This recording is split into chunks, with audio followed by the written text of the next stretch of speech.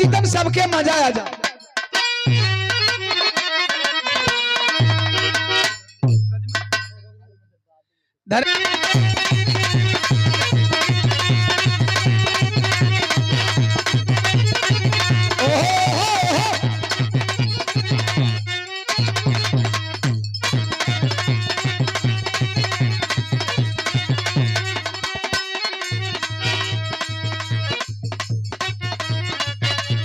सोनू भैया बंधनपुर से प्यार बड़ा जरूरी बा।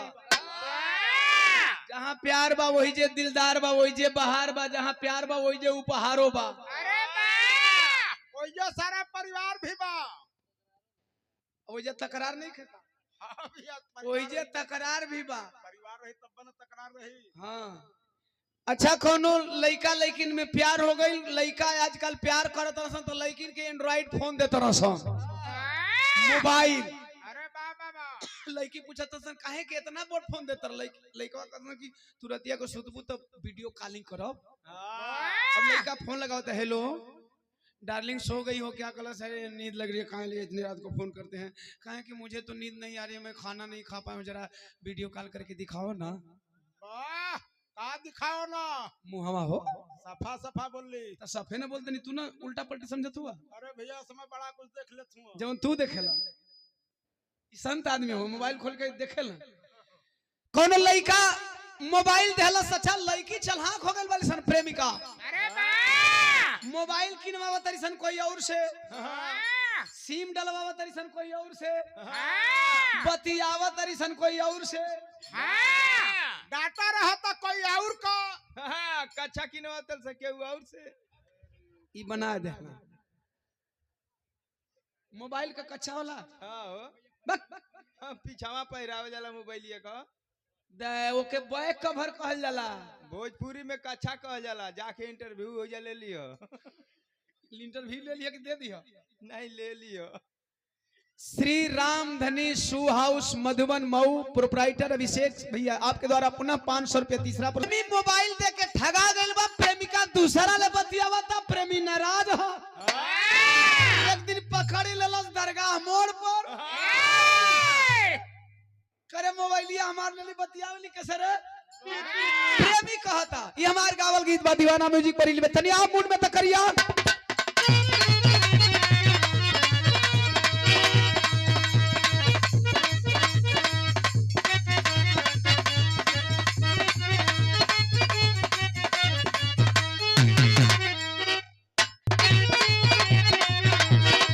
कहे मिले खातिर हमारा के, अरे मिले खातिर हमारा के जब तू बोलावेली। मिले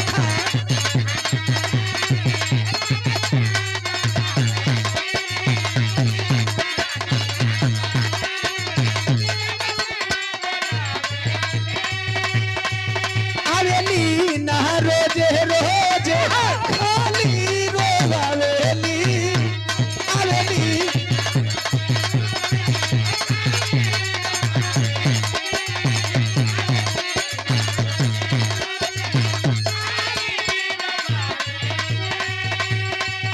अरे हाथावा छोड़ा के धैली दूसरा के सथावा बाजार पर।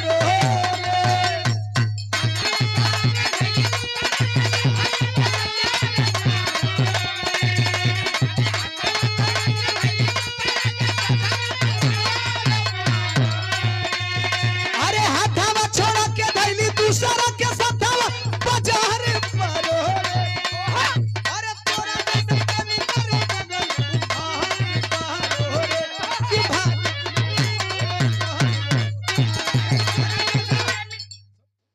देखा हिलाया मगर गिराया मत भैया। माने तो कि हम इतना कच्चा लगत है। हम जब चाहिला तब गिराइला, ऐसे ना गिरतो। राम दियान भैया 100 रुपया और 200 रुपया तेज बहादुर भैया तो कोनो मतलब हो नहीं। नहीं भैया यही से मना कहिए कि गिराया मत। अरे ना गिराइला भैया, हम मई कवे कहता नहीं। तू कहाँ पहुंच गई ले? तू केदली बन में जाता रे का सासाराम पहुंचत हुआ आजकल एक आदमी को बुलटिया कलाकार आ गेल मारा तो माई कोई कुल तेरिया उन्हें को धुधुन फूट जाता कई बारी माई गिरत नहीं गिराएंगे आशी कहा था अरे हमारा से खेलली ना प्यार वाला खेल रे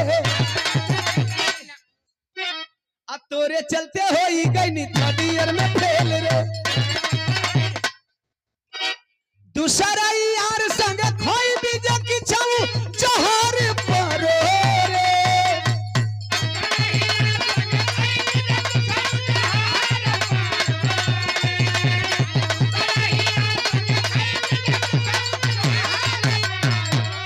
अरे तानवा करनवा पागल उल्फत में धोखा मिलल मारल लोग बेहानावा अरे मारल लोग बेहानावा तो तानवा करनवा पागल भइल बा दीवानवा हे लहे